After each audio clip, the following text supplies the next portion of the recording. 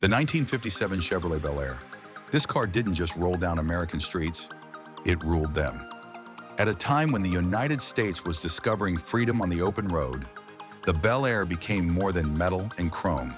It became a dream. People didn't just drive this car, they admired it, they trusted it, and decades later, they still remember it. This is the story of a car that wasn't built for a few years. It was built to last forever. To understand the 1957 Chevrolet Bel Air, you first have to understand America in the 1950s.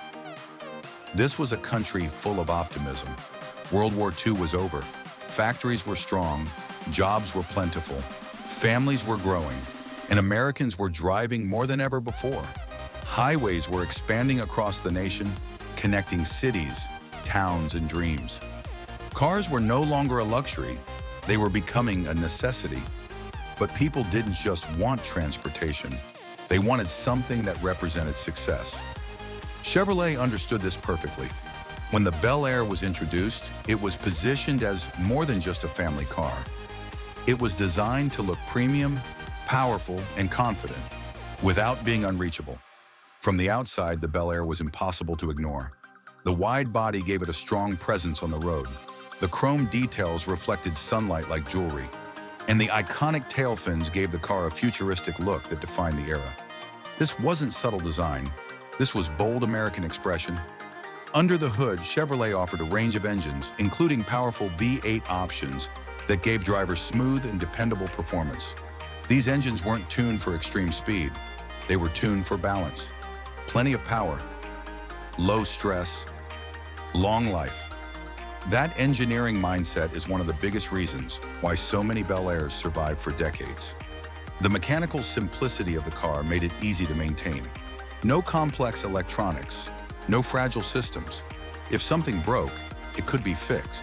And if it was maintained properly, it rarely broke at all.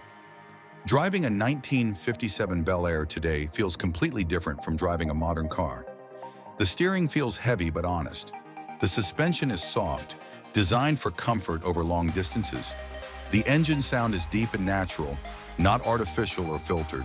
You feel connected to the machine. Inside the cabin, the Bel Air feels spacious and welcoming. Wide bench seats allowed families to sit together. The dashboard was clean and easy to understand. Controls were mechanical, solid, and satisfying to use.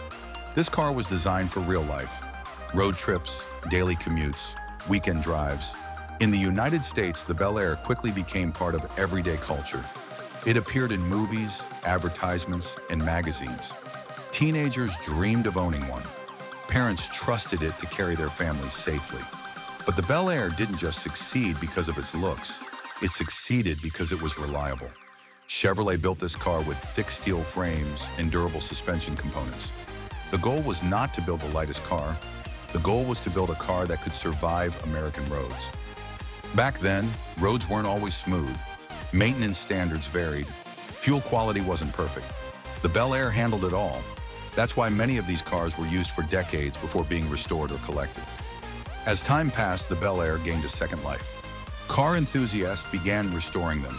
Collectors started preserving original examples. Hot rodders modified them for performance. The Bel Air became a canvas.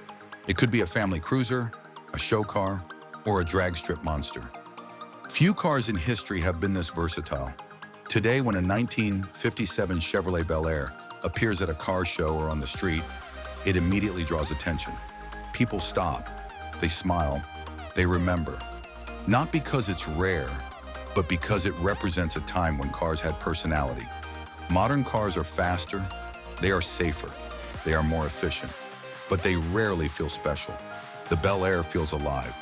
It reminds us of a time when car makers built vehicles with pride, not pressure. When durability mattered as much as design, and when cars were expected to last, not to be replaced every few years.